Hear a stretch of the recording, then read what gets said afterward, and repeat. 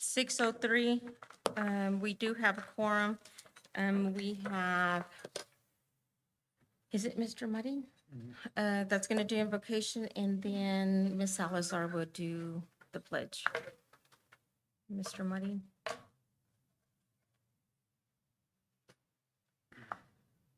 They did ask you, right? Like now. You go.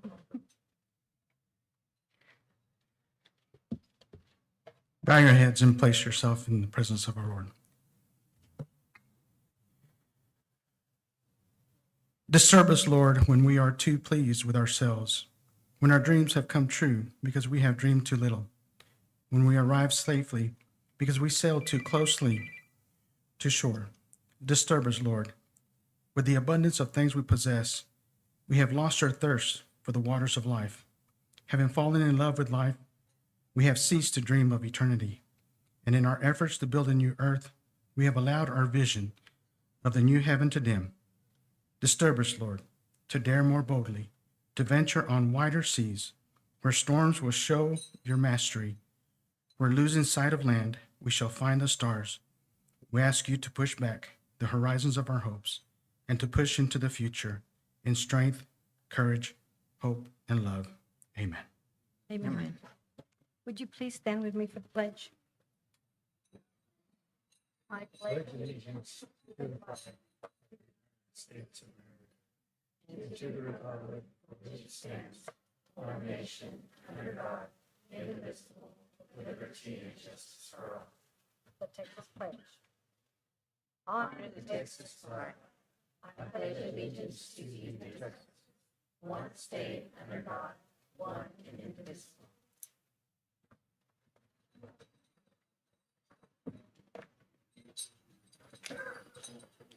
Thank you. We have two board members that are out today, but other than that, we do have a quorum, and we'll move forward with Ms. Bass.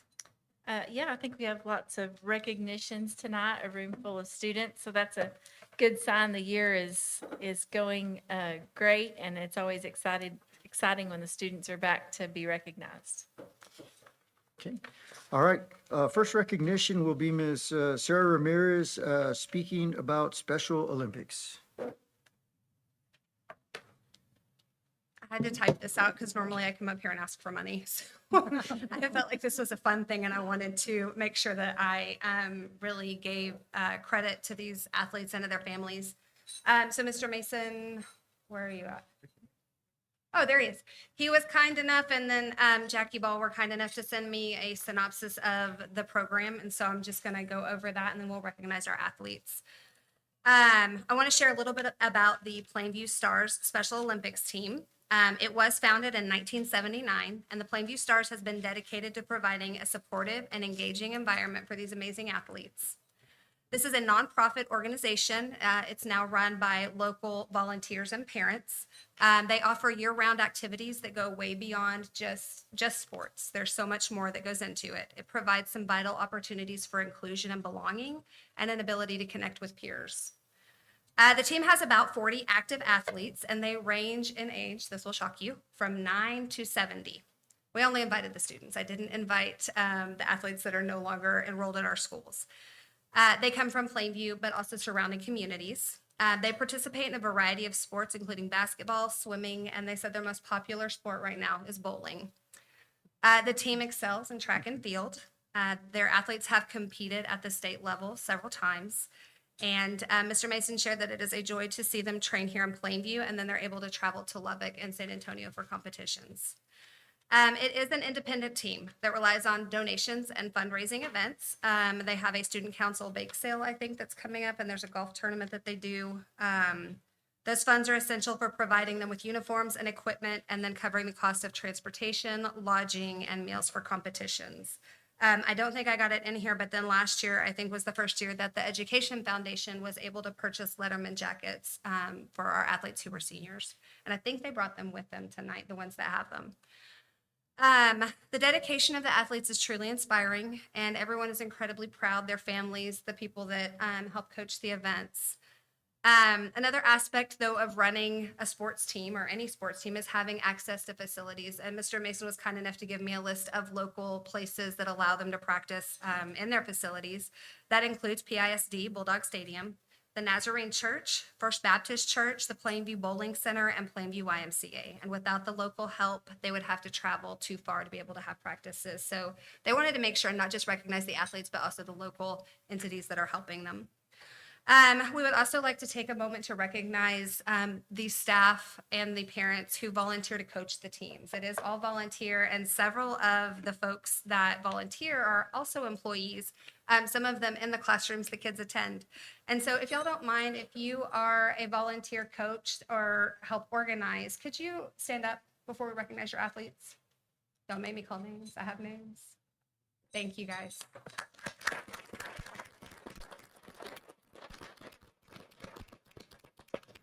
Okay, so we're going to start with the athletes. I'm going to try not, I don't think I'll butcher names, but I'm nervous, so I might. We'd like you to come up.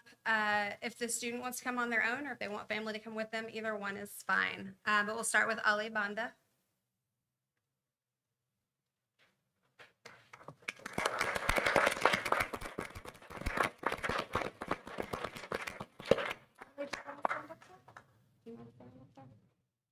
Several of the kids brought their medals. If they have shirts, they brought their shirts. Brax Barnett.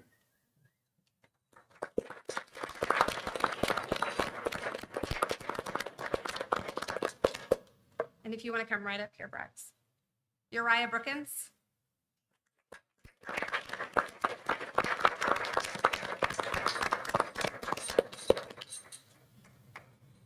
Bear Burkett.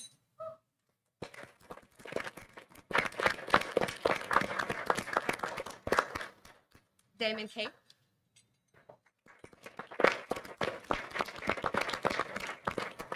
And he's got one of those Letterman jackets we were talking about. Dakota Elliott.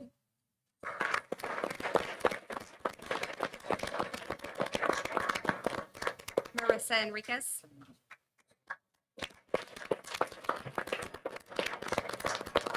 Denise Garces.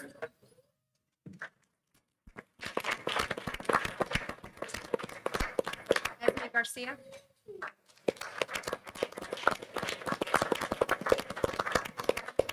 Elena Gonzalez.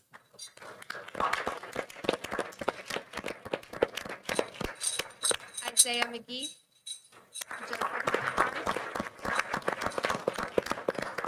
Joshua Mooney.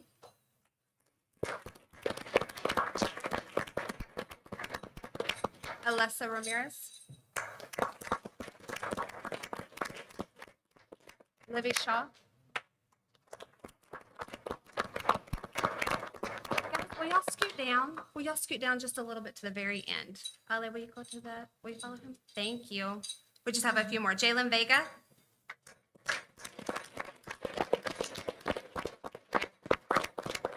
Hey, Bear. Scoot down just a little bit. Thank you. Destiny Wilkinson.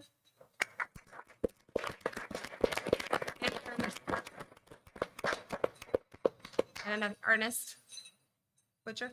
Okay. These are our Plainview star athletes that were able to come today. If y'all will give them one more round of applause.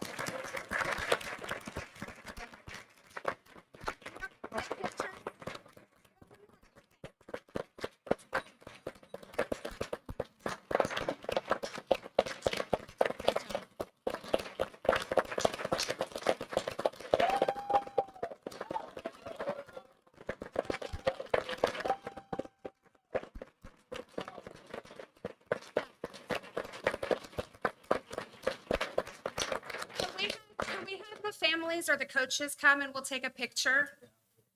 So we can get all the kids together? Can y'all squish really close? And then we'll And all that hardware they're wearing. Yeah, that's so cool. That is so cool. Yeah.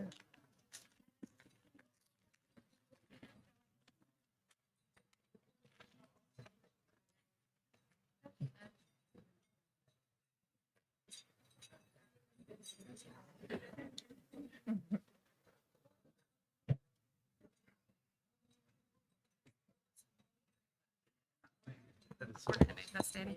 Okay. You move him wherever you need to. Do we have another group? Yeah, we have a few more. Is that the other group? AP, or AP. Oh, Yeah, yeah.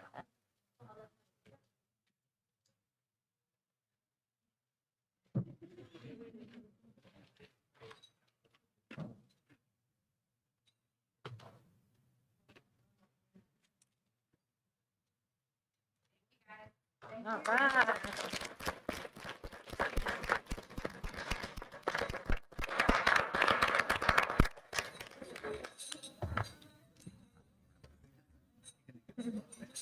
What's that? We have more, yeah, when we finish the recognition. Yeah, before we do the public participation.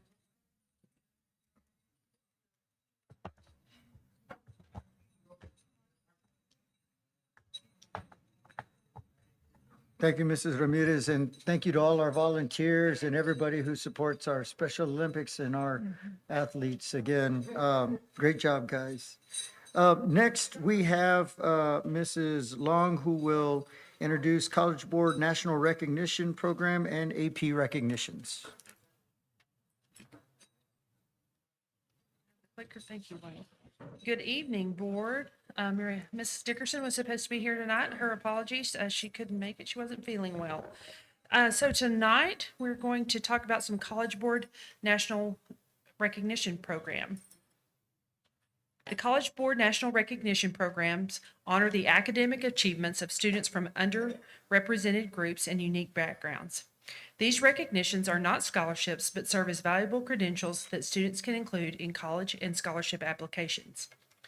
Colleges and universities across the nation look for these awards as a sign of strong academic performance and perseverance. So we have 3 different types of awards we're going to start with tonight. One of the recognition awards offered is the National School Recognition Award.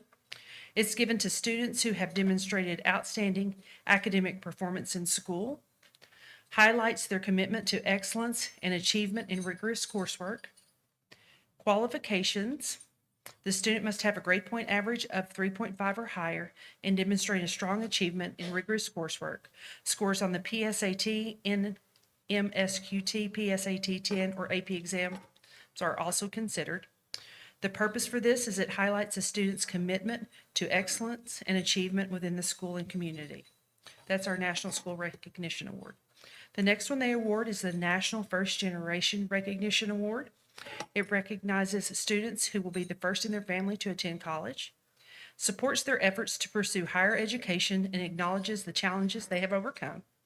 Qualifications: students must meet the same grade point average and test score requirements listed above, that 3.5 or better, and identify as the first generation in their family to attend college.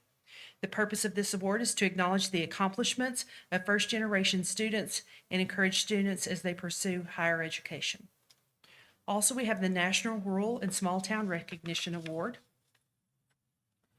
that celebrates students from rural or small town communities who have excelled academically, provides them with visibility in college admissions, especially since students from smaller communities are often underrepresented in national applicant pools. Qualifications: students must live in rural areas or small towns, as defined by the United States Census data, have a grade point average of 3.5 or higher, and meet the PSAT, PSAT 10, or AP exam score requirements.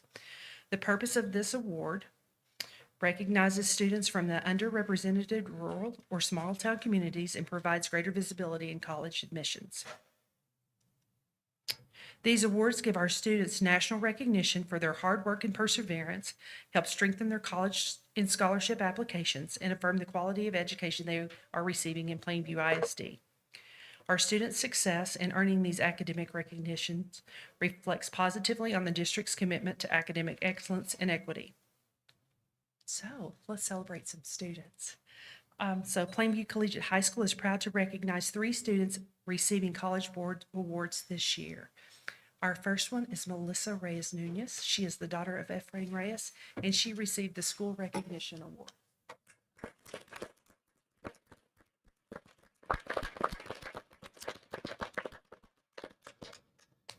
Our next award winner is Mrs. Sarah Hernandez. She is the daughter of Alicia and Gustavo Hernandez. She received all 3 awards, you guys: School Recognition Award, the First Generation Award, and the Rural and Small Town Recognition Award.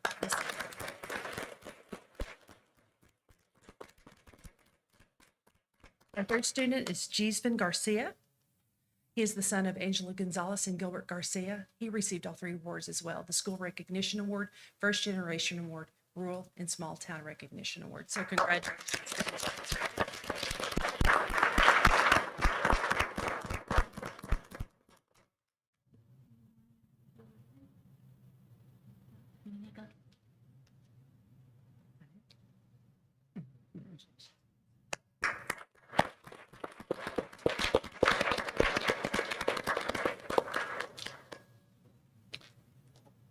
All right, next.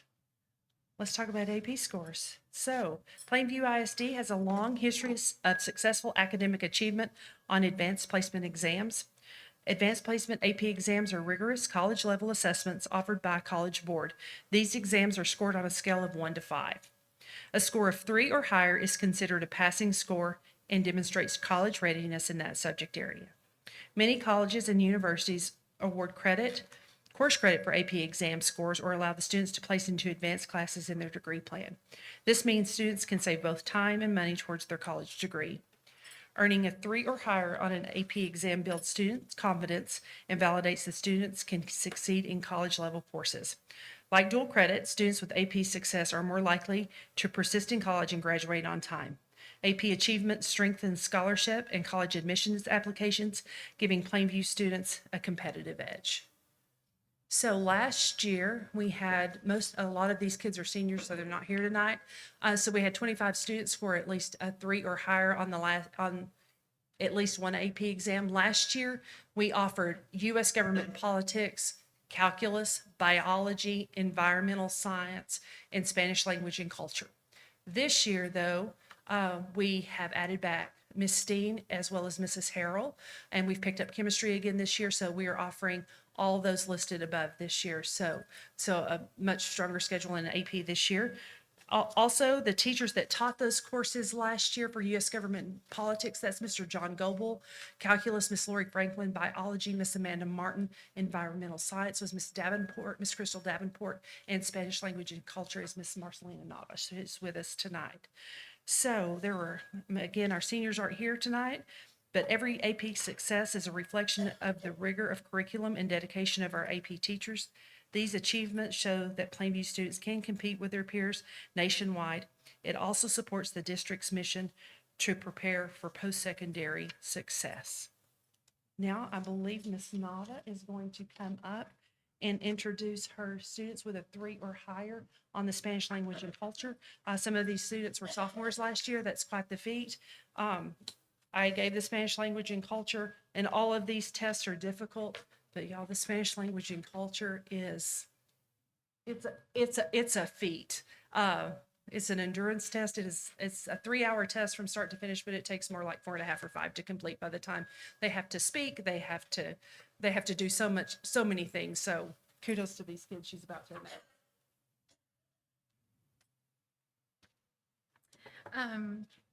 Not with us tonight is Milagros Chavez.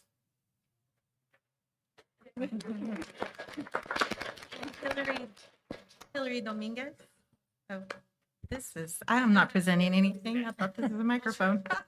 Let's try again. Milagros Chavez and Hillary Dominguez. Meredith Gutierrez.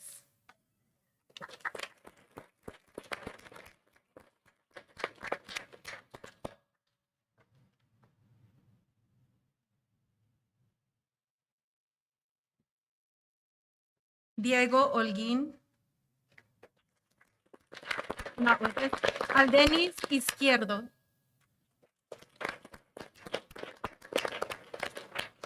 José Reyes de León.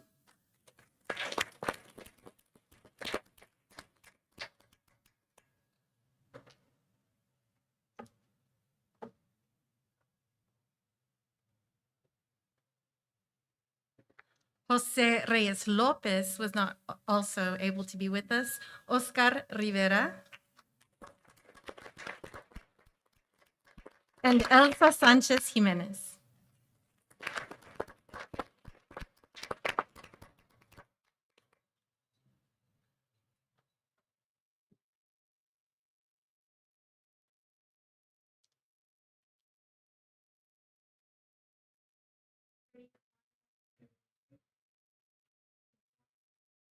Hold on.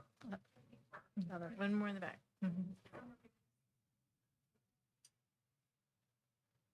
All right.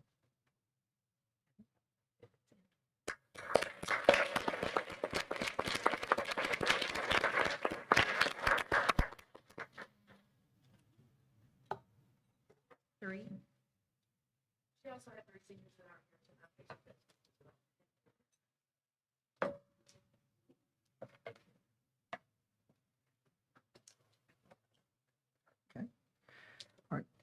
Next, we have our Bulldog Award recognition, and our Bulldog Award is a recognition by staff members of other staff members. And so basically, outstanding teachers or other district team members are noticed by their colleagues, and their colleagues submit their name for recognition.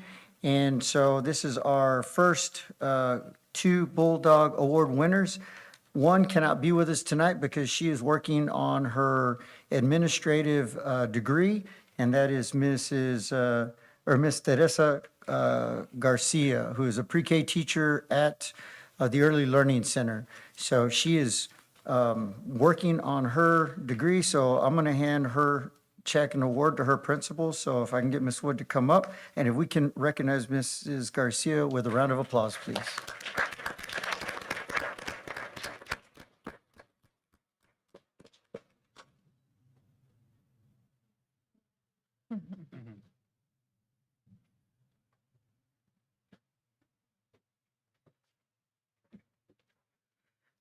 And then our second Bulldog Award winner is Mrs.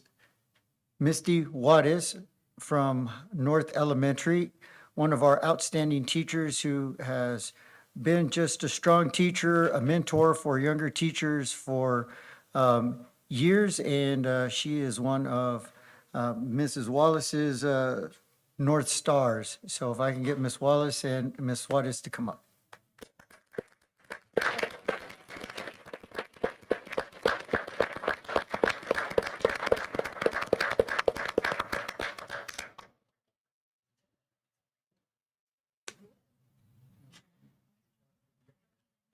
Have her family come up, take pictures. Yeah. Yep. Family. Family. Yeah. Yeah, All of them. Bethany. come on. Yeah.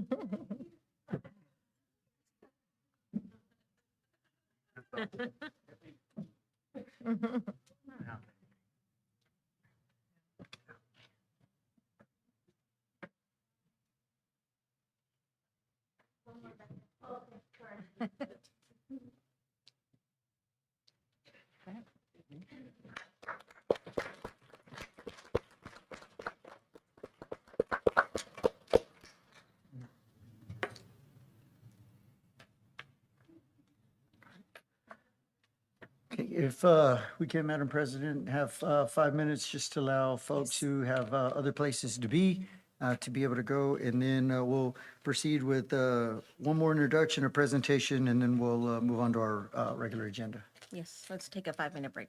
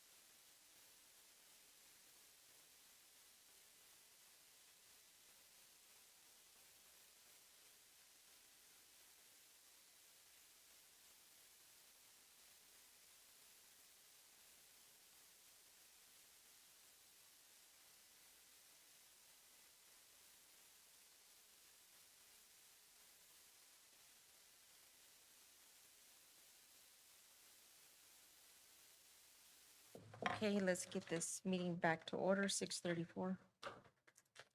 Okay, we will start back. We will start back with citizen comments. We have one citizen comment. You will have 3 minutes to address the board. And that is Ms. Mona Vera. Yes, I'll. Oh, Sophia's not here. Sophia's not here. Hello again. I'm glad that we are going the right direction with hiring a wrestling coach. I do have some concerns, but I have spoken to two wrestling coaches that said that they did not withdraw. I have affidavits on my desk. I'd love to show all of y'all that, but going forward, I'm glad that we have a wrestling coach. We need one. I know Petrie for a lot of his life, and we'll go from there. We'll see, he's more than welcome. I am the president of the TWA, Wrestling Texas Association. If y'all have any questions, it's a nonprofit. So if y'all know any kids that want to join, that don't have the funds, we are doing fundraisers and stuff to get them in the program. So Petrie, you're more than welcome to come. Madison, introduce yourself. Actually, they have practice right now. We have 4 coaches out there from Whaley out there. So that's a good thing. That's a concern. I am bothered that you lie, but other ways. I've had several teachers come to me, talk to me. We still need help at the school out there, Lamesa. Lots of teachers saying they're understaffed, they're overwhelmed, and they're afraid to come speak of retaliation. So I'm speaking for them, and I will continue to speak for them. So I don't know, maybe the board could go help them. Maybe Sanchez can go take up a classroom. I don't know, but they need help. They're very overwhelmed. They're stressed. We heard that one lady had 50 kids in the cafeteria by herself. She was stressed. I will not say names because of retaliation. Even though y'all don't believe that happens, it does happen. Y'all have seen it. So going from there, y'all are more than welcome. TWA is hosting about 400 wrestling tournament. This is the Johnny Cobb tournament. This is the 4th year. We're having it at the Hutcherson Center. Y'all are all more welcome to go. Petrie, we'd love for you to show up. And so if you have any questions or you need any help or anything, we can let you know what to do. We just want the program. The last coach that was here, he just picked up Madison to take her to practice. He says, tell him to come.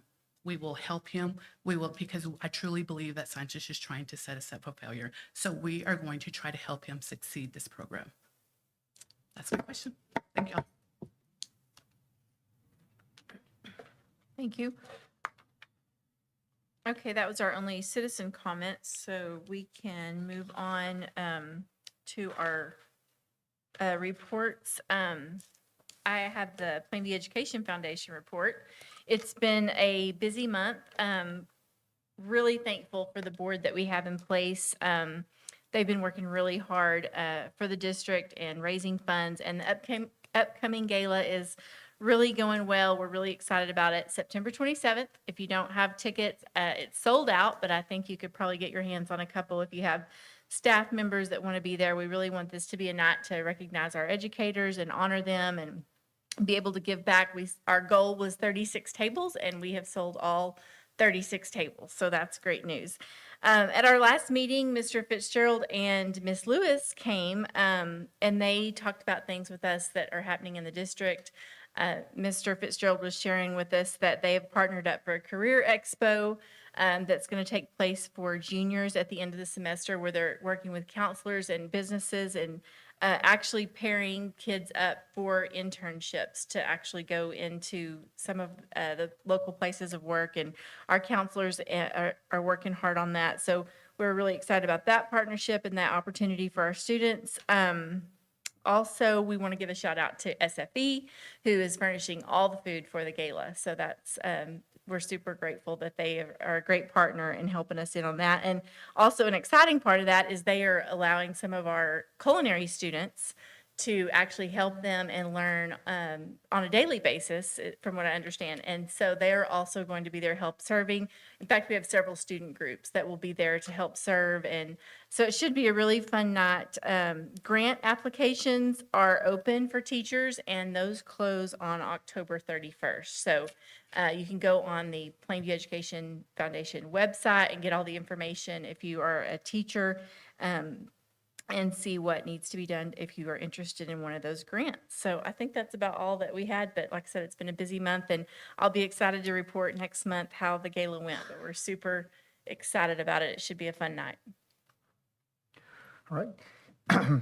If I may, I would like to introduce our wrestling coach. And this is a position that is an important position, like all our positions. And when we chose our head soccer coach, we wanted to be sure that we chose a person that would help guide the program and set a foundation for it. And we're in our third year, moving at a good pace with soccer, and it's a successful program. And so we want the same for wrestling. I had the opportunity when Coach Martinez was recommended to visit with him, and he's a young man who has a passion and has a desire for success. And I got to hear a preview of his vision and speech, and it's going to be good. It's going to be a great program. So with that, I asked Coach if he would share a few words with the board and the community and share his vision for the program and introduce some of the folks that he has that will work with him to support him and support the kids and build the program to be a world-class program. And as our mantra for the district is setting the standard in education, to set the standard in wrestling. Coach. Yes, sir. My name's Daniel Martinez. First and foremost, I want to thank God. Without him, I wouldn't be here.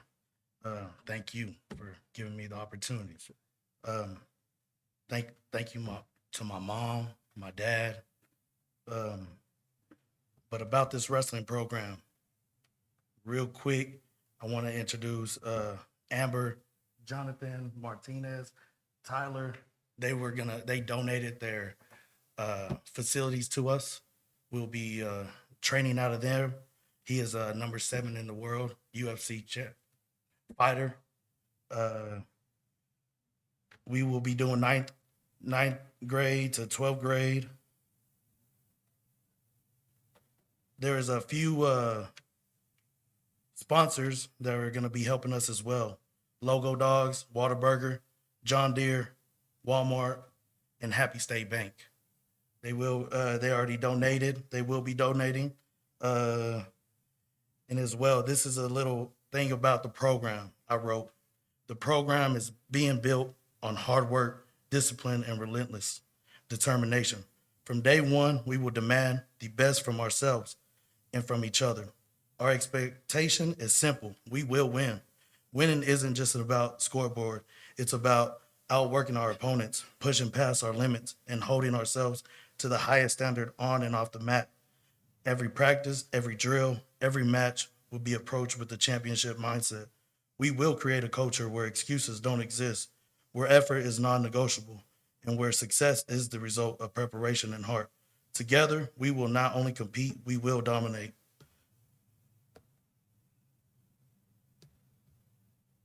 This is not a program of hopes and maybes. This is a program of commitment, discipline, and victory. And victory will be our tradition. So, thank you, sir. We also have Coach Reed, who is himself a state wrestling champ from Caprock High School and who also wrestled collegiately, who will be assisting Coach Martinez. Coach Reed has a full-time job as our dual credit chemistry teacher, but also as our head tennis coach. And so he'll be supporting Coach Martinez as a high school wrestling athlete and collegiate wrestler as well. So with that, I ask for everyone here to welcome our wrestling coach, and as we really push forward with an outstanding wrestling program and a vision for success. So welcome.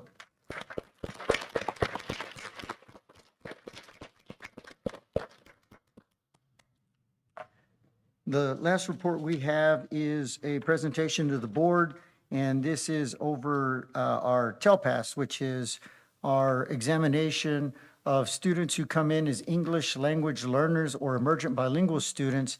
And our work is to take a student who has a language other than English as their first language and teach them English to a level that they can not only show success on the TELPAS examination, but also pass the exit level end of course examinations in high school in English.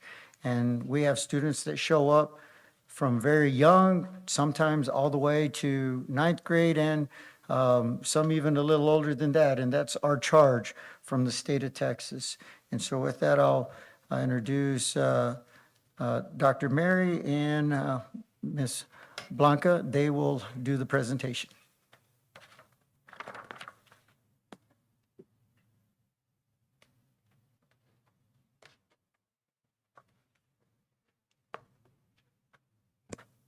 Hello, Ms. Campos will start off the presentation and then we'll reach my slides. Thank you for having us today. So again, my name is Blanca Campos, and so the TELPAS is an assessment, and the test is tested over with 4 domains, which is the listening, the speaking, the reading, and the writing. The proficiency levels are beginning, intermediate, advanced, and advanced high. So the goal of this test is for our students to show growth and eventually to be able to exit the program. In your folders, on the left-hand side, I have a rubric of the writing and the speaking, and they're pretty similar. So when our students, like I said, the goal is for them to reach advanced high. And so also on your counters, I left a spiral, and that is actually our students, examples of our students writing. And so I'm really proud of their hard work that they give every day. And writing is a must. The better prepared, the better their rating. And so if you can just take a look at their spirals, just so you can see how they are growing. So the way the students are able to receive an advanced high is they must address the task completely. How do they address the task completely? So if you have 8 questions, you must have 8 answers. If the question is asking you compare and contrast, so if it's telling you first describe 2 similarities, then describe 2 differences, it has to be in that sequence, and you have to be able to give 2 similarities and 2 differences and not leave one out. Also, the students, we must have social and academic vocabulary. They generally include, their writing will generally include complex and compound sentences, transition words. They must have idioms as well, and they must elaborate with details. It's very important for them to elaborate with details, or else they're going to think that they rarely include details because their vocabulary is limited, and it's the opposite. They have double the vocabulary. Very important, when they are speaking, the difference between the writing and the speaking, when they are speaking, they only receive 2 attempts, and they have to have few brief pauses. So it's very important for them to practice the reading before they're going to record. And it's also, if they have 2 recordings and they're on their last attempt and the bell rings, that can distract them. So it's just very important during this test to be able to silence the bells. In the writing, the only difference that we have is spelling counts. And so we have to have infrequent spelling errors, and the grammar usage needs to be nearly comparable to the native English speaking peers. And so I'm going to move on to our next slide, which we have up here. I want to give you a glimpse of one of our writing questions. This was actually a question in our 2025 TELPAS test, and this was for high school.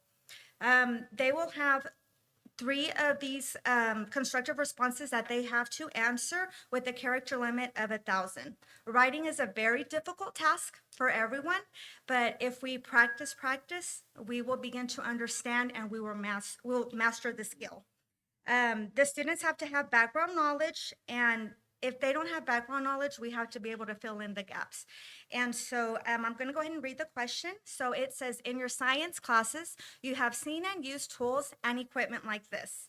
First, describe each tool or piece of equipment. Explain how people use it in experiments and investigations. Next, write about an experiment or investigation that you have done or observed in one of your science classes. explain what the experiment or investigation was about, what equipment you used, and the results. Okay, so here we have 6 questions we have to answer. To address the task completely, you have to answer the 6 questions. Okay, if you leave a few off, that's when our students get an advanced rating because they address the task somewhat completely by not answering all of the questions. It's a process. I'm sure if we asked a bunch of people out in the street, what's the exact vocabulary for this, they might not know. So on the first one, you might say, well, it's just a microscope, but technically the academic vocabulary word for that is a compound light microscope. So on this, the students need to be able to identify what to answer and how to answer it. So this is what we review in our summit classes, and they have to keep the sequence in order. They have to be able to describe and to elaborate, and again, to use that academic vocabulary. So now we're going to move on to one of our speaking questions. Thank you. So in TELPAS, there's 12 different speaking questions. Okay, so this particular question is asking the student to explain each step on how to clean a car. Anytime the students are taking the speaking test or the writing is a must, as I said. The better prepared, the better their rating. And I'm going to have Mr. Wayne play one of our recordings. Again, this question is asking, explain how to clean a car, and this is from one of our intermediate students. Rinse my car with water to wash the dirt off. Second, I will scrub my car with a sponge to rinse it off with water again. Third, I will rinse my car with water to rinse off the soap. Fourth, I will dry off my car with a chamois so my car will not be wet still. Fifth, I will scrub the dust and dirt off with Windex in the inside to keep it clean. Finally, I will vacuum all the trash in the car so there won't be any more trash. So that student received an advanced high, and we can go back to the PowerPoint. So this student received an advanced high because they addressed the task completely, and they included specific steps, they used transition words, and they demonstrated a clear and understanding of what they were needing, the message they were needing to get across. Again, they only have 2 attempts. And so there's a process. So we have to think about it, we have to write it down, we have to practice reading, we have to listen to our recording, and then we have to edit anything that we didn't like and try to re-record if needed. So we will move on to our next slide. So this is Summit in Action. So our students are pulled once a week. And so here our teachers model. We brainstorm with our students so we can build up their confidence. We introduce new vocabulary. We give them visuals.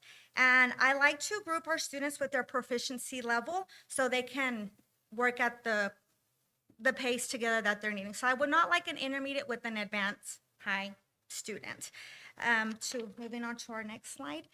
We have classroom visuals, okay? Anchor charts are our best co-teachers. When we are working on speaking and writing, we have visuals for the students. The visuals are very important because they need exposure to good writing examples. So we teach them to box the transition words, highlight their wow words. So now I'm gonna move, we'll have Ms. Dr. Sanchez come up here so she can explain the next few slides.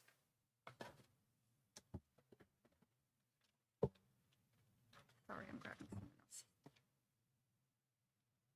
Sorry, we have our tree in front of us. The data that you'll see in front of you are the preliminary and TELPAS scores. We had a total of 464 students that tested. This includes all of the students, even students that came after snapshot. So if you take a look to your right, you'll see the elementary targets, the middle school targets, and the high school targets. So you'll see that 4 out of 6 of our campuses were actually over the interim targets. But once again, I'd like you to see that this includes all of the students, even the students that we haven't had in our classrooms all year. So I want you just to keep in mind as you're looking at that particular slide. Now, this slide here, whenever you have, if students come after snapshot, then they've missed probably maybe around 2 months. Snapshot's usually at the end of October. And so what the state does is they remove those students, since we did not have them in the classroom the entire time, in order to work with them on TELPAS, and they take our district scores from there. So as you can see, with the snapshot students removed, South went, and we had 12 students that came after snapshot, so we had a total of 452 that tested. South hit 60% in terms of growth, and they earned 4 points towards their accountability. Central had 71, so they went from 55% to 71. North went from 54 to 65. We had intermediate 37. Now, some of the snapshot kids that may come out of your data, those may be students that did score advanced high.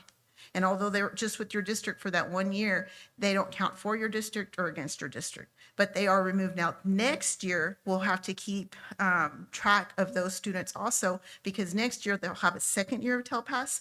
And so if they advance, then we'll be able to take credit for those particular students. But as you can see, the majority of our campuses are, we are at the long-term targets. So we've reached the target that the state has set for the 2037 school year.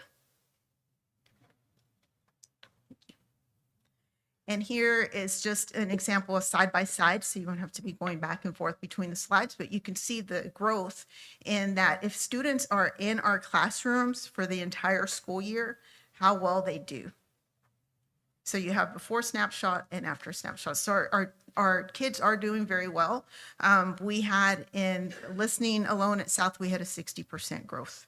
So you'll see the growth there. The area that we will focus on this year is more of the writing, and we have incorporated more of the training with Dr. McCurry and Dr. Pratt's coming in and working with our campuses in order to focus on the language development and also focus on the incorporation of writing.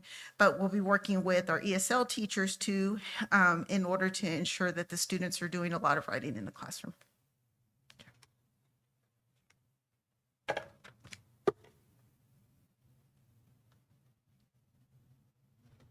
So in your folders, I have given you 2 different visuals for each campus, and then we have one for the district.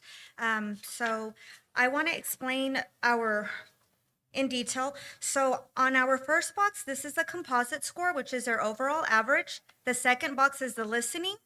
The second is the third, then to reading, and we move on to writing. So the LY means last year's composite score, and the TY means this year's composite. So for example, on the first little row, we have beginners. So we had a decrease in our beginners by 55%. So we had 69 last year, and this year we have 31 beginners according to our composite score.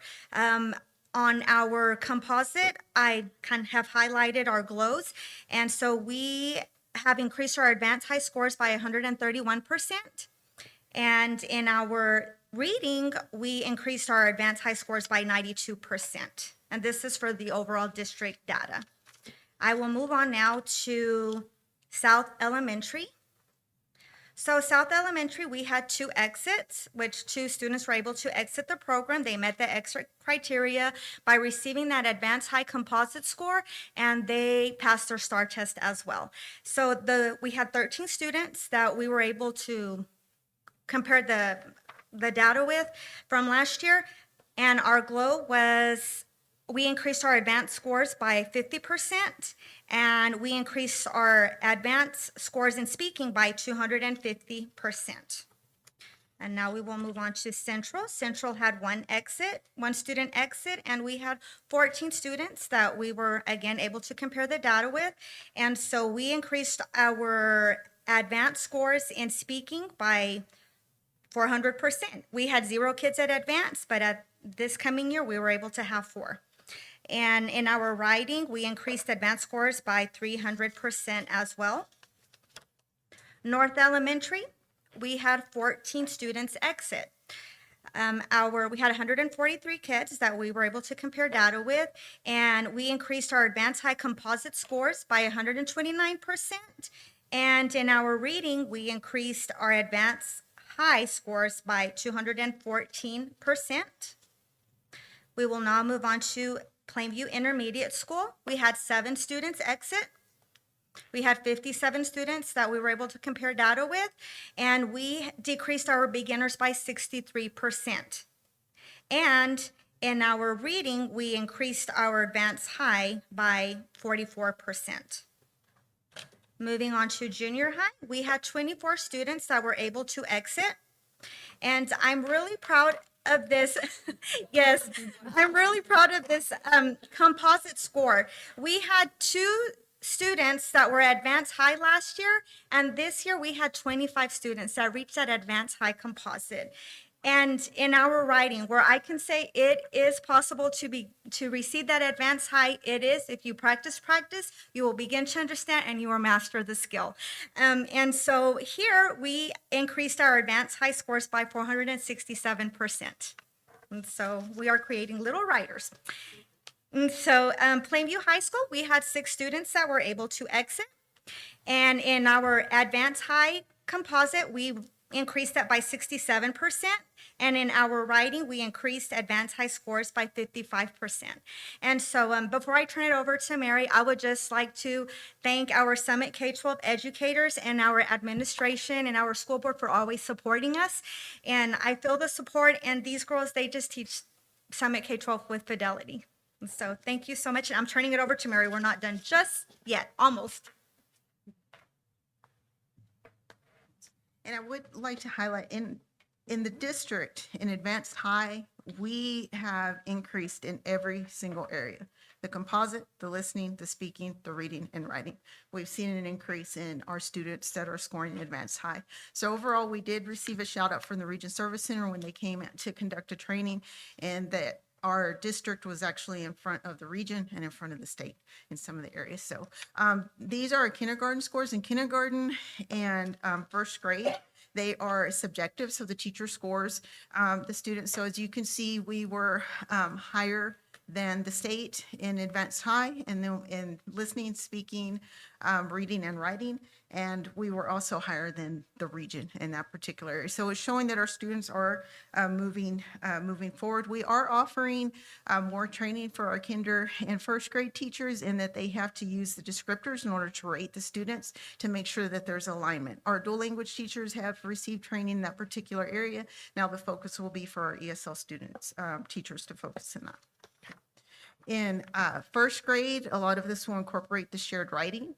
And so we'll see quite a few of our kids that are advanced that we're looking forward to moving to advanced high in the area of listening. Also in speaking, we have 20 students there that we're looking at moving over, in addition to the reading and the writing. Second grade is the first year that the students have to take TELPAS on the computer. So that means they'll be typing and everything on the computer. So it is a bit of a change for the students. But as you can see in listening, we were above the region and also the state. We do have 48 students that we're looking at moving over. So to obtain, forward momentum there. We also are focusing on the reading and the writing. And once again, with the writing in second grade, when they rate for TELPAS, with kinder and first, is do they know how to compose a sentence? Do they know that it starts with a capital letter, that the punctuation can be, period, exclamation point, question mark, etc. And so they're constructing the sentence. With second grade, all the way through 12th, they're looking at, can the students, if you were to take away their voice and they weren't able to speak, can they write to you in a manner in which if you were to compare it to a native English speaker, you couldn't tell the difference? So second grade, it's a big shift from the sentence starts with a capital letter, it ends with a period, to now they want you to compose something by yourself. In first grade, you're doing the shared writing, and so you're sharing the pencil, what letter makes the k sound if you're doing at family, and the students are having to fill that out to actually composing a letter or something in writing for individuals to understand. So there's our second grade. With our third grade, you can see it in advanced high in our listening, speaking, reading, and also writing. We were either even with or above the region in the state. So we're moving forward in that particular area. Our students are making forward momentum. And this is one of the things that the Region Service Center had wanted us to highlight, that our data is definitely trending in the correct area. Our third grade also, this will be, because we had up to third grade for our dual language. So this is where you can really see, are the students in comparison, when you're comparing the programs to the ESL, to the dual language, are they acquiring the English language, and are they moving forward? Then our data shows that it is. We have fourth grade. Areas to highlight would be the listening, the reading, and also the writing. The writing component would be the last component that the students will conquer in order to become English dominant. Fifth grade, our focus is on moving the advanced students to advanced high. We'll focus on the listening and the speaking. And the speaking, and then how you speak is how you write. And so we'll ensure that the students are incorporating a lot more writing. We're working with the students on the short constructive response, that they're doing that in the classroom, and also in addition to our summit. The other thing that we're doing at intermediate in order to focus on our TELPAS scores is the students are being pulled twice a week for summit, and the summit paraprofessionals are working with them also in the classroom. Okay, here we'll have our sixth grade scores, and you'll see in listening, speaking, and reading, we did well. We were above the state and the region. With our writing, we do have 44% of our students that are in advanced, that we're looking at moving forward to advanced high. So focus on the writing will take place there. Any questions? I'm sorry. When I get nervous, I speak really fast. I have a quick question on that. On the exit, did you say that they have to pass the STAR and the TELPAS, or get the advanced high score in order to actually It exit? depends on the grade level, and this year they switched, because before what they were doing, the states kind of switched every year. So 1 year they said they had to score advanced high in listening, speaking, reading, and writing. And then they said they had to score advanced high in the composite score. In addition to that, if they score advanced high on the composite score, if they're in first grade, 11th grade, and 12th grade, they also have to pass what we call Iowa test. And that is a 60-question test. It's over vocabulary. And they have 5 minutes to answer all of those questions. And so usually in 11th grade, we can get our kids there. The Iowa is the test that the state's looking at replacing. But that's usually, they have to hit at least the 40th percentile, but it's the time. And I've taken a look at that exam. It's not, simple vocabulary that you hear every day. It's some of that we were having to look up some of the words and what exactly are they wanting to say. But they do have to take the Iowa exam in addition to passing STAR. If they're in the STAR grades, they do have to pass STAR. That's why 11th grade, they don't have a required STAR test per se that they have to pass, because they've already passed English 1 and 2. So they have to pass the Iowa in addition to scoring a passing score on the STAR. Okay. So we see why Mr. Parker was clapping. 27 kids from the junior high is a big number to exit. Yeah. Yeah. It's a big, and we had quite a few that exited out, so the kids were pretty excited. So Yeah. So Mary, what is I'm sorry, what is the indicator? You have an indicator to move to the next level. So you're saying we're in advance and you had 45. How do you indicate is there a certain number that you reach and you're like, hey, you're ready to go advance? they have the performance descriptors, which I believe we placed in Okay. your folder. And so it'll show what do you need to do in order to get to advance and to advanced high. Now, keep Advanced in high. mind that it's like a stair step. So even though when you think advanced high, usually we think, oh, pues entonces they're GT, right? They're not going to need any support. Look at it kind of like you're stepping into the house. And so if you're at advanced high, you're setting foot into the house. You may still need some support Yeah. for the visuals or the academic vocabulary. So it's not completely saying that the students may not need any support whatsoever, but it is saying that they should be at a level where they're able to compete with the other students. Okay. Okay, those are our 7th grade scores, and Blanca will kill me if I just go over this one real quick. Seventh grade. In seventh grade, you can see in all of the areas, our students, particularly in writing, and writing is the hardest piece for the kids, that they're well above the state and the region. So we're preparing our students well, so when that they enter high school, they'll be able to read and to articulate themselves also verbally. Our eighth grade scores, you'll see in listening, speaking, and also in writing. We have advanced. Reading is an area where we will be attending training at the Region Service Center, working with adolescents, and because teaching how to read, when you teach at the secondary level, usually the kids already, they're usually on their way with the reading. But we do have some students, particularly our newcomers, that may struggle with that. And so we're focusing on learning more to see with the adolescent learner, what exactly we need to do in order to help them with their reading. Yeah.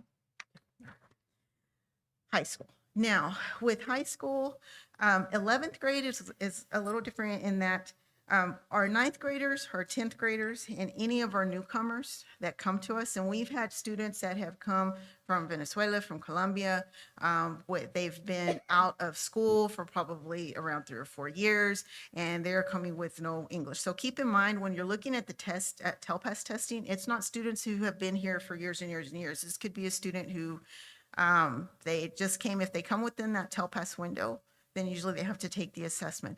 So in 11th grade, the carrot that we wave for our newcomers is, they're high schoolers, they don't want to come to Summit. Or they have to wear their little headphones and they have to record. So we give them an incentive in 11th grade. If they can test out, they can pass the Iowa, then they don't need to attend the Summit classes anymore. But if you can see our ninth graders, we do have quite a few that are coming. And this past year, the secondary schools were where our newcomers hit the most. We do have quite a few that we were able to get into advance in the area of listening for ninth grade, 10th grade, and 11th grade. 12th grade is a little different in that TELPAS is not a graduation requirement. So we're working with the 12th graders and, sharing the information that they have, but there's really, they'll ask you, do we need this to graduate? No. And so you'll have, well, as soon as you say that sometimes, Yeah, so we've been trying Takis and different kind, entice them with food. But they're still doing well. It's hard when to get them motivated, but we're working on that. In the speaking, you can see 9th grade, 11th grade, and then also 12th grade. They did well on the speaking. On the speaking, they do get 2 chances to record. The recording, the bell interferes, or like, let's say you record the first time and you think, I need to go back and I need to edit that. You record it the second time, but you did better on the first. You can't go back and pick the first. You have to stick with the second. So, which I think is kind of, you just have to make sure that you're writing everything out and you're thinking about what you need to do on the speaking piece. The other thing that we learned in our training that I thought was interesting, we say tortilla, we don't say tortilla. And, we say burrito when it's not burrito. Some of the words that we just, it comes out. If you're going to say it's a torta, and if they say it torta or they say tortilla, then they're thinking they lack that vocabulary. So they actually count off for that. And I'm like, but it is a tortilla. It is not a tortilla. So that was something interesting that everybody, when even our dual language teachers were like looking. So they have to keep that in mind, that when they're giving their response and speaking and they're saying you're supposed to pronounce it as a native English speaker. So you have to make sure that you're doing that when speaking. With the reading, our 11th graders we had quite a few that were over on the advanced high. Our focus will be to get our intermediates over to advanced and just continuing to make those goals. Writing will be the final one. And as you can see, our 9th graders are writing well. Our 11th graders were motivated in that particular area. And then we had our 10th and 12th grade. So we're looking at just making forward momentum.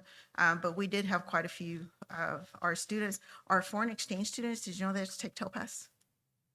Mm-hmm. And a lot of people don't think they have to take TELPAS, but they do. And I feel bad for them because they came here to experience prom. and we give them the state TELPAS test, to get that experience. So, but overall, as a district, did we grow? Yes. Did we grow from last year? We went from 44, we went to 56%. So we're moving in the right direction. I think with the training that we're going to do in kinder and first, Ms. Crosco and I were speaking earlier, I really do think we can probably get in 70, 80%. We just need to fine tune in our lower grades and we'll get there. So overall, our babies are doing well. They're being very well taken care of. But Blanca, as you can see, she's very good. So I had to have her come up here and introduce herself to y'all. Do y'all have any other questions? I'm sorry.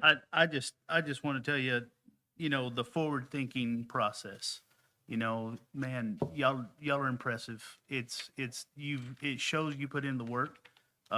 So it takes a village, so your whole team, thank you. Appreciate the data. It's very impressive, but it's just moving forward in that forward thinking that's going to get us there. So, And good job. I have a very good team. I mean, I have a very, very good team. So, and my coaches are good. I know everybody thinks their team's the best, but so just doing. One of the Thank you. things that one of the big pieces that I want to draw y'all's attention to were the points. And so, for example, Central is an A, and part of the reason they're an A were they earned 4 TELPAS points that took them from a high B to an A. And if you look at all 3 elementary South, Central North, they all earned quite a few points on their TELPAS. And junior high over the last 2 years, what's helped them move from D status years ago to back C, moving towards B, again, they received all of their TELPAS points. So it isn't just something in isolation that we give the students to check language proficiency and language growth and acquisition, but it also figures into the overall campus accountability rating. So it's important. So it is fully a team effort. So just wanted to be sure that y'all knew that's what the 3 and 4 points were. They count towards the campus A, B, C rating. So that concludes our presentations. And so at this point, we can move on to the business agenda. Okay. Our first item of business is the SHAC committee members and meeting dates. Mr. Wallace.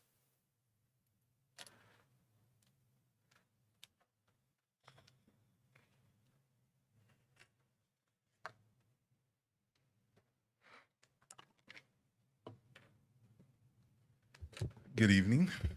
We have gone through all the emails through the parents have submitted that they wanted to be on the SHAC committee. We went through it. We saw representation from all different levels. Many of them have nursing background and they wanted to be on the SHAC committee as we make decisions for the school district. And with this, our hands is in many different pockets in the district, as in recommendation, like even like with health, food, nutrition, sometimes with discipline, getting information out to parents, making sure that they're involved with the decision making when it comes to different areas in the district. And so before you'll see names. We went through it, and we believe that the ones that are on there will best represent PISD this year. If approved, I believe that we'll start meeting next month. We'll meet about 4 times throughout the year. Towards the end of the year, we'll even get into the discussion of puberty and stuff like that has to go through SHAC also. So with this, I will be heading it also along with Rachel Chandler. I believe Manuel Marine will be on it. And then we even get in discussion of food with the district, how the nutrition and everything else. So we would like to present this for board approval with this. So do you have any questions? And you have the full list of names. There are 18 people that have been identified. You can see we have Early Learning Center parent representation, Plainview Junior High intermediate parent representation, our health service is manager, which is Ms. Chandler. Then we have another ELC parent, PHS parent, a PHS ELC parent, PHS Plainview Collegiate parent, and then another PHS, Plainview Junior High, Plainview Intermediate, of course, Mr. Marin, and then Grant, our SFE General Manager, another Plainview Junior High parent. We have representation from Compassionate Care Pregnancy Center, and then we have another PJHS parent. We have an art facilitator, and we have another PHS parent, and then, of course, Mr. Wallace, and then our SFE nutrition coordinator, and then another PHS parent. So it's as Mr. Wallace mentioned, it's a very good group that represents quite a few walks of elementary, and then middle and high school. And then if you'll look, you can see the dates that they have set with your approval for the meeting, October 15th, January 14th, March 4th, 2026, and then May 6th. So those meetings would be published, and they would run just like a board meeting, open meeting. Yes. So with that, I'll ask for the board's consideration and approval of the Student Health Advisory Council members, as well as the SHAC meeting dates. Board, any questions on this? Check me. No questions? Do I hear a motion? I'll move we approve the SHAC committee members and meeting dates. We have a motion by Ms. Bass. Do I hear a second? I'll second. And a second by Mr. Salazar. All in favor, raise your right hand. Motion carries. Thank you. Thank you, sir. Our second item is cybersecurity pilot with a contract over 50,000. Mr. Jennings will cover this, and I'm sure the board is aware, while the board was at training, Uvalde ISD, I mean, we just pray for them, and our heart goes out to them. They've suffered quite a bit, and they were the victim of a ransom-aware attack, and they, believe, had to shut down the district for a series of days. So this is an important component, Mr. Jennings. So, good evening, Board. About a year ago, the E-rate program did not pay for any cybersecurity concerns like advanced firewalls and all of that good stuff. We are in a good position with our firewall stuff. Where we're missing stuff is going to be the advanced antivirus solution, which is called endpoint detection and response. It is going to be a managed service through Fortinet. So if something goes wrong with one of the 200 clients that we are going to monitor with that, they're going to give us a solution, or they are automatically going to fix it on their end to where it cleans that machine up. Part of the system that we're going to do is increasing our logging capability. So what that'll allow me to do in some future upgrades too, I will be able to see better end-to-end traffic on our network and better visibility. With that, we are also going to add AI-based services to that logging capability. So whenever I have a problem, then I go, hey, what's this? I don't have to go try to Google it and try to hunt this down on 10,000 articles. I can say, how do I fix this? So it's going to be really cool. The really cool part and the most expensive part of this is it's called FortiRecon. It is going to go out and search the dark web for any signs of information from Plainview ISD that have somehow made it out to the web.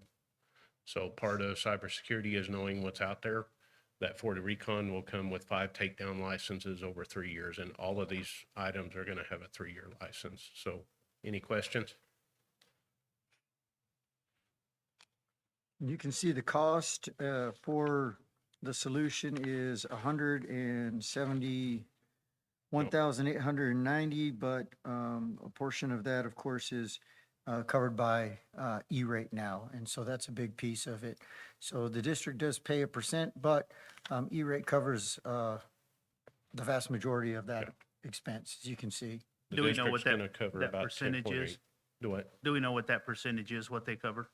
Yes, sir. We are covering on the district side 10.8% of this project. Okay, So the total cost was $192,626. all right.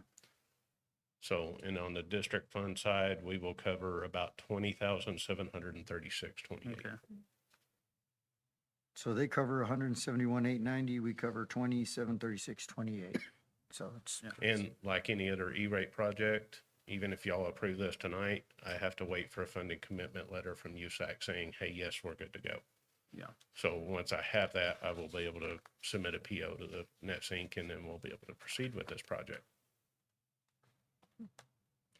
So they'll make a recommendation for the board's consideration for approval of the cybersecurity pilot E-rate contract over 50,000.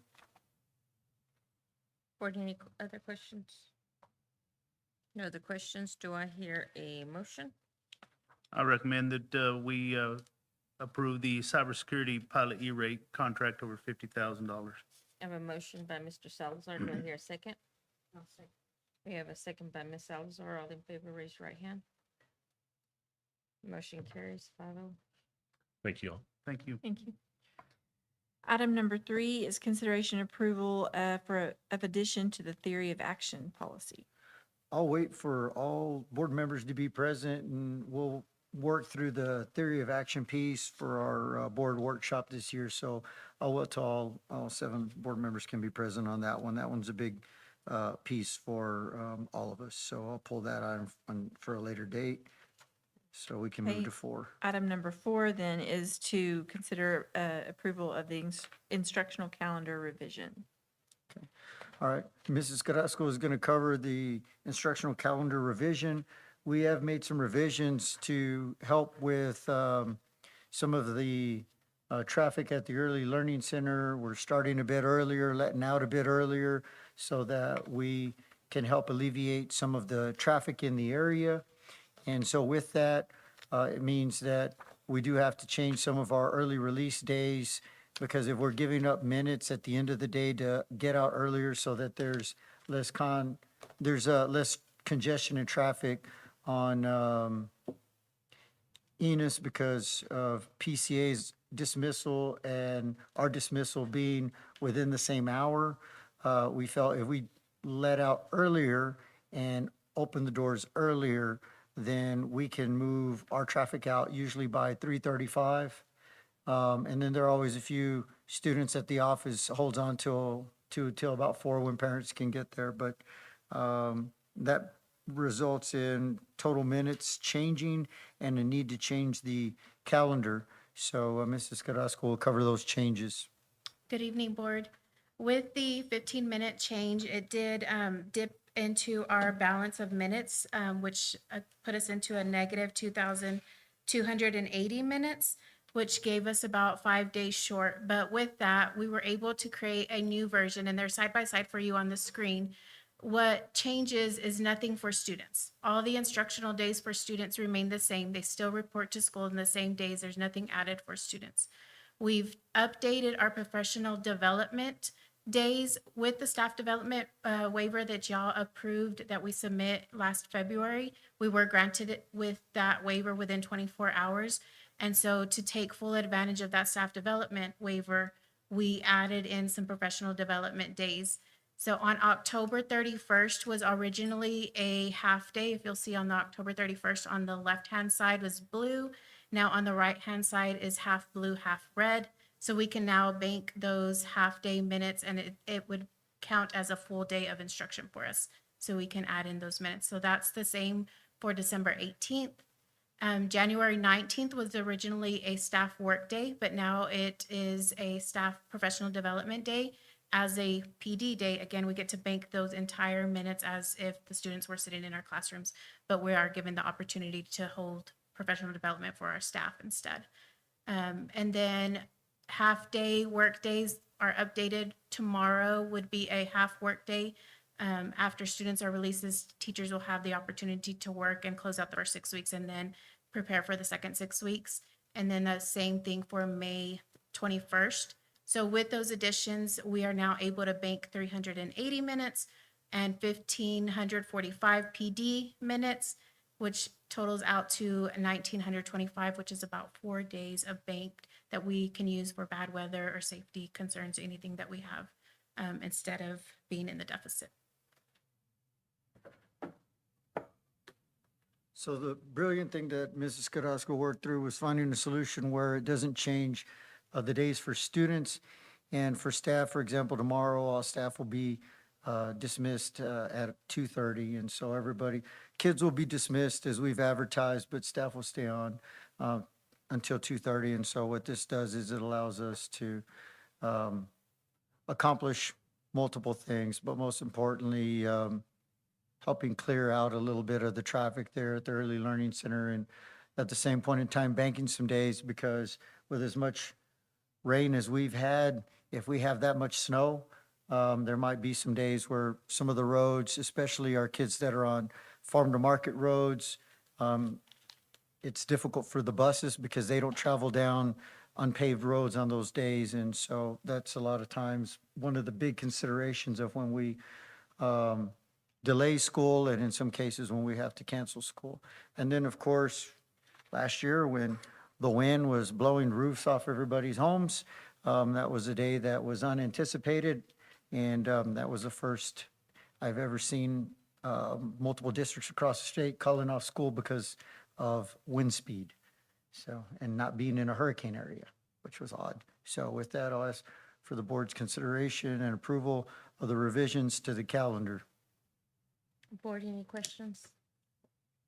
I was just going to thank you for your time. I know this was not an easy task to figure out, and try to make this work with the changes that were made at the Early Learning Centers. So we appreciate that time. And you answered one of my questions, because I wasn't sure. I got asked this week why we were getting out early on Friday, but it is the teachers then can stay. So they'll have that afternoon to Make get sure that grades they're in, closed finish out. up the 6 weeks, and then, Yes. okay. I wasn't sure about that. Thank you for answering. Any other questions, board? No other questions? Do I hear a motion?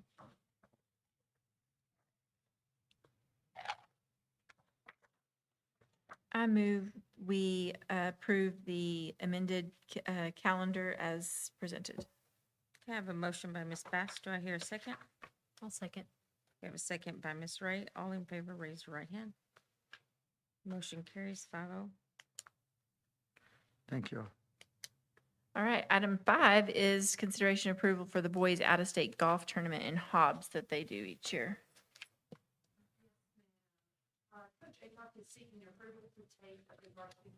Team to the South Plains Shootout Golf Tournament in Hobbs, New Mexico on October 17th and 18th. He states that the tournament is located at the Rockwind Links Golf Course and will be hosted by Friendship High School. It will consist of many 4-6A teams from the region and would be their only overnight trip of the season. They would need to stay overnight on Friday, October the 17th. That's the information he has, so he's seeking your approval for that out-of-state golf tournament trip.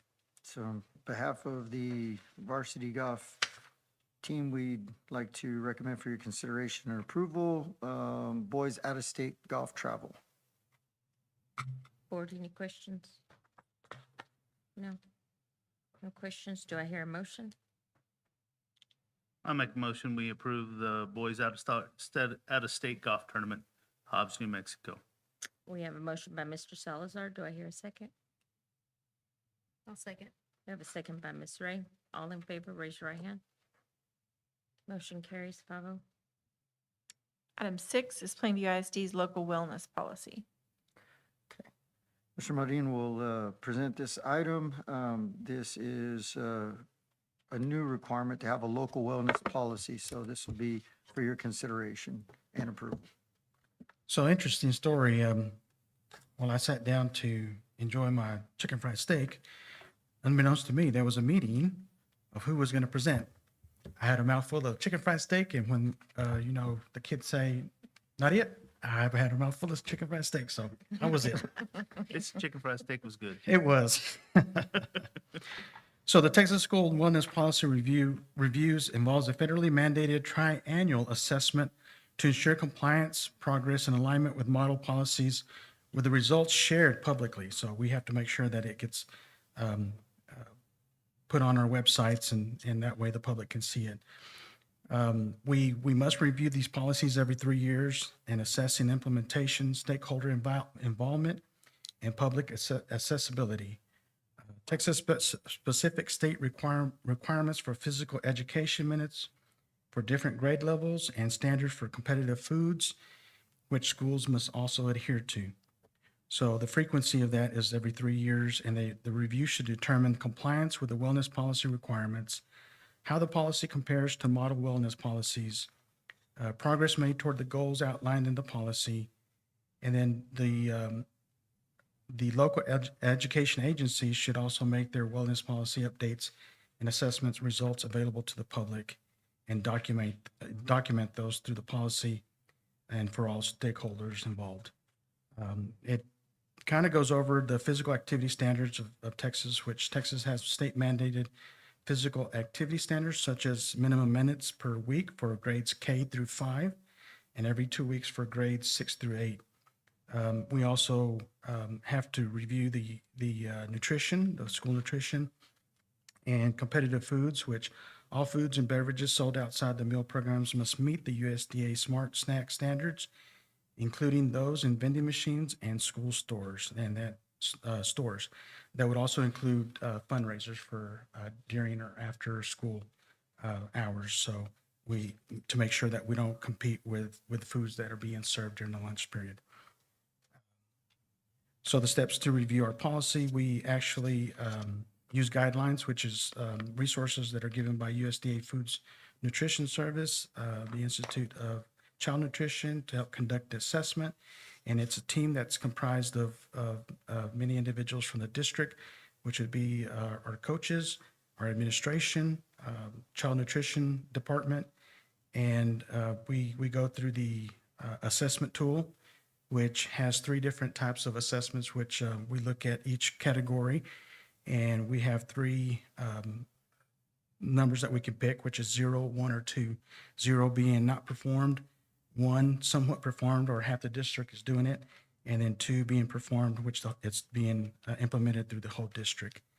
And so our district team will begin to meet annually to ensure that the district is staying in compliance and makes changes to the policy when those come from the state and federal guidances. So in looking at your wellness policy, I believe that was attached to the agenda. And in looking at the guidelines and goals, we've looked at nutrition guidelines. And I think some of the changes that we looked at was addressing some of the nutrition factors, ensuring that we have a menu evaluation board that meets also to look at our meals and our menus for our students, having our stakeholders, which would involve our parents, teachers, students involved, and being able to vote on and decide on some of the menus. Also, I think that one of the things that we also had to review and update was competitive foods, because we didn't have anything up to date from the last policy. And so we ensured that there was some exceptions that we could do. I think there's 6 that each campus can have, so they can do their fundraisers during the day or after the school day.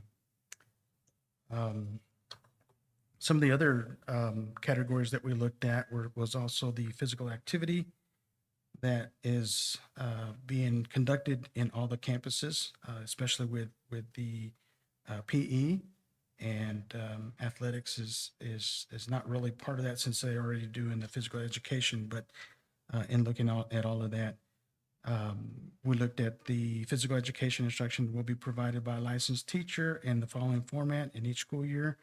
Elementary level students will receive 150 minutes, whereas middle school level, high school level students will receive 225 minutes respectively. So there were some things that we were looking at overall. I think that's pretty much everything that we were looking at. And we just needed to make sure that this was conducted this year so that we could continue doing this every 3 years and making sure that it gets published on our websites and for our public to see and have access to, because I think that's one thing that we have kind of not been doing a real good job is making sure that our public is aware of our wellness policy and able to find that very quickly. So we've made some changes. Thank you to Danny. She's going to help us with that and making sure that that's there and available for the public to see. So, and this is a renewed push at the federal level, wellness and health and physical activity and the president, physical fitness.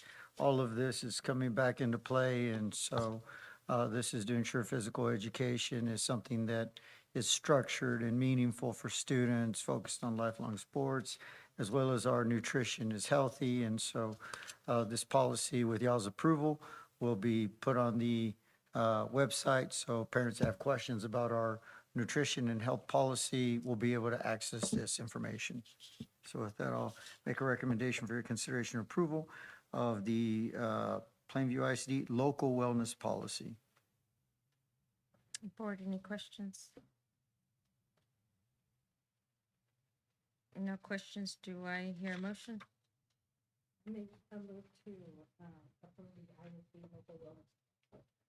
We have a motion by Ms. Salazar. Do I hear a second? I'll second. We have a second by Mr. Salazar. All in favor, raise your right hand.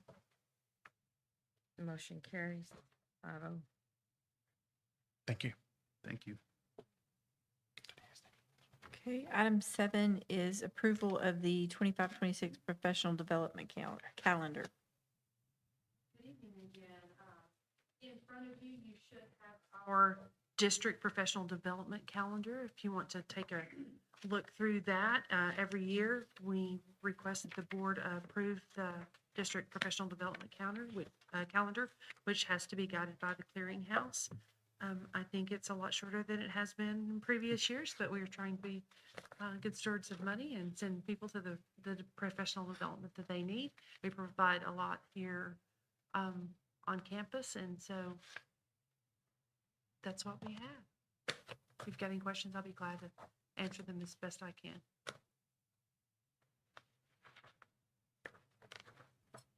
And the majority of these are local. Yes. I mean, there's a little bit of travel that's required for people's licensure and certification, such as TASBO for our business officials. I mean, that's required training that you can't get at the service center that you have to get at the state level. And and so with that, I'll make a recommendation for consideration approval of the professional development calendar.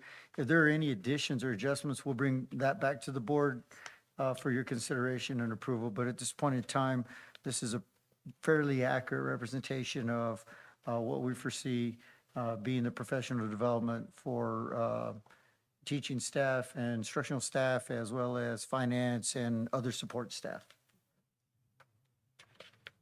Board, any questions? I know, year after year, you look at things to tighten up the budget. I appreciate, what the district's doing, wholeheartedly. So, looking at every penny to be cut and try to save on pennies. So, I think, you putting this together and it making sense, and us being able to be able to do this when we can do others, so. Any other questions, comments? Do I hear a motion?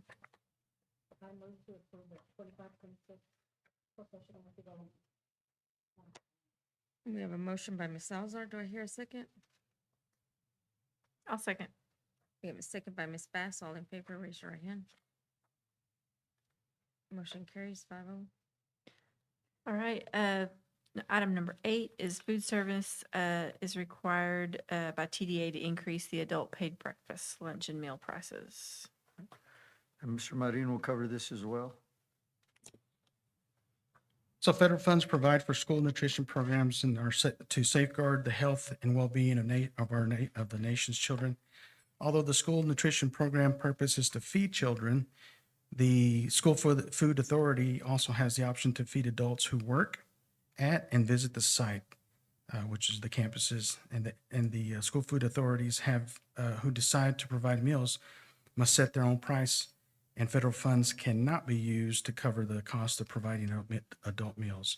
And what we're recommending is that adult lunch meals be set at $5.20 and breakfast at $3.40. And the adult meals and adult meal prices in schools must meet a certain minimum, which is at least the value of the reimbursement the school receives for the free meal. And the prices have been increasing, with some districts recommending price adjustments for adult meals. And in the attachments, I supplied the reimbursement that we get for our National School Lunch Program. And we get for lunch, being that we are CEP, which is a Community Eligibility Provision, which means that we give all the students free breakfast and free lunch because of the severity of the nature of where we live.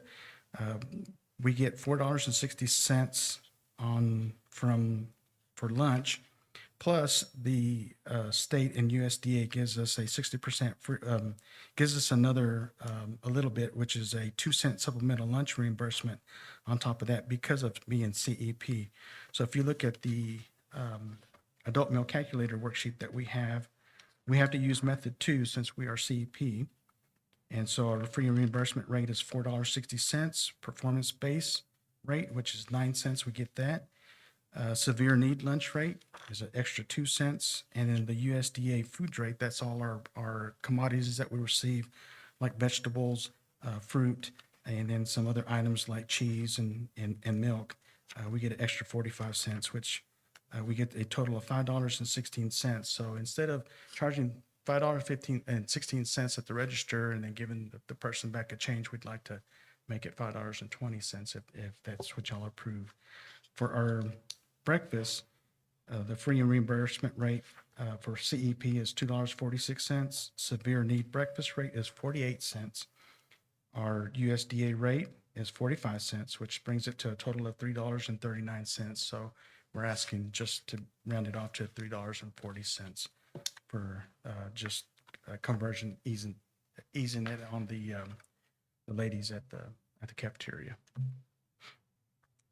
And this has no impact on students. It's only for adults that purchase a meal provided by food services. That is correct. Do they get a different meal? Sorry? Do they get a different meal, or is it what the students get? They get this. They get the same meals, the same options that the students do, but it's a little bit the portions are a little bit bigger. So, yes, ma'am. And the children that are visiting also, they'll get a children portion on that. So, And get charged the adult meal price yes, for the it'll visiting? be, yes, ma'am. It'll be the price to cover that to make that meal. Do they create a grant for teachers, staff? Well, each school food authority, the board can decide if they want to pay for the teachers, but it'll have to come out of the I was asking funds. for a Yeah, out grant of district because funds. Have to come out of Doris funds. is over there going. Doris, yeah. Sure, Doris. Doris is thinking budget here.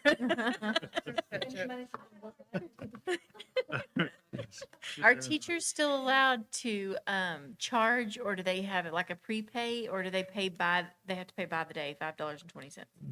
They I think some of them are charging up to a certain point. I Right, can't yeah. remember what we had decided with Grant. Grant and I, we were talking about that the other day. But I don't remember what it is off the But top they of my can head. charge for a few days at a time so that they don't have to every day take. I think if it gets to a certain point, then they get told, hey, you need You to gotta pay. Okay. Yes. Do we have a grant right now? Because what we've had happen in the past is we've had some teachers that have left the district and we haven't been able to recoup that cost, and so they've come out of our funds. We had to make Carl pay before he left. Oh, yes. I'm sure that was a healthy deal. It was a healthy bill because he thought they were free. Until Manuel hit him with the bill and said, Carl, those aren't free. You have to pay for them. So he Rachel did brought the- up a good point. RevTrack, a lot of us that we use the RevTrack to keep our accounts Oh, full. okay. Yes, ma'am. You can do that for Yeah, your students also. Yeah, okay, Yes, Oh, ma'am. okay. So, gotcha. So that'll make a recommendation for the board's consideration and approval of food service increase for adult paid breakfast. Motion, comments, any comments, board? Other comments? oh, just one more thing. I'm sorry. And these once y'all approve it, these won't start till October. Isn't that correct? Or September, October 1st.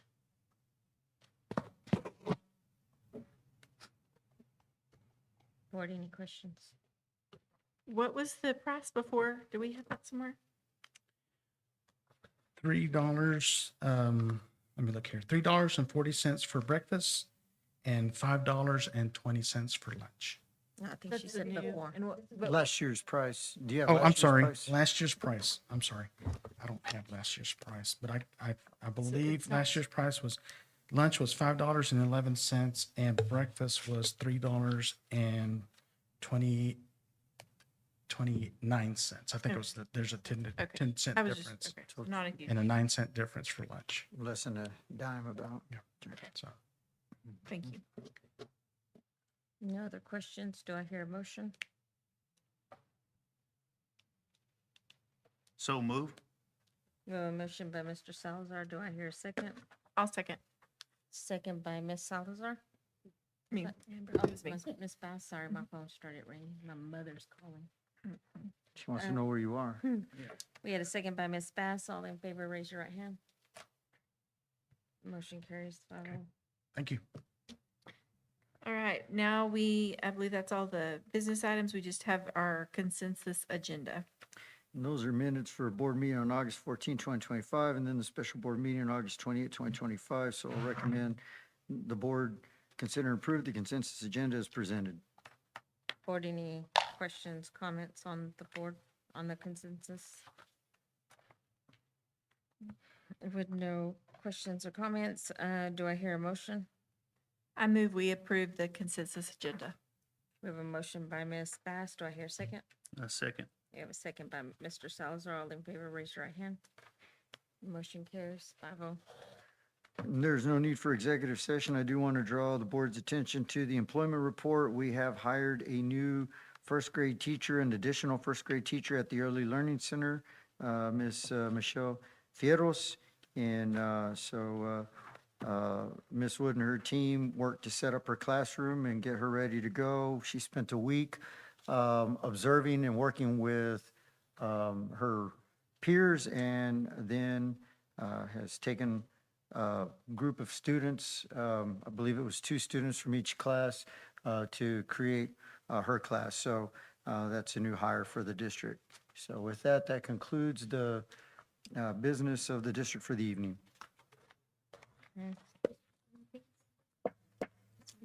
Yeah, you'll give them back to Blanca. 7:51. If y'all will give y'all's notebook back to Blanca.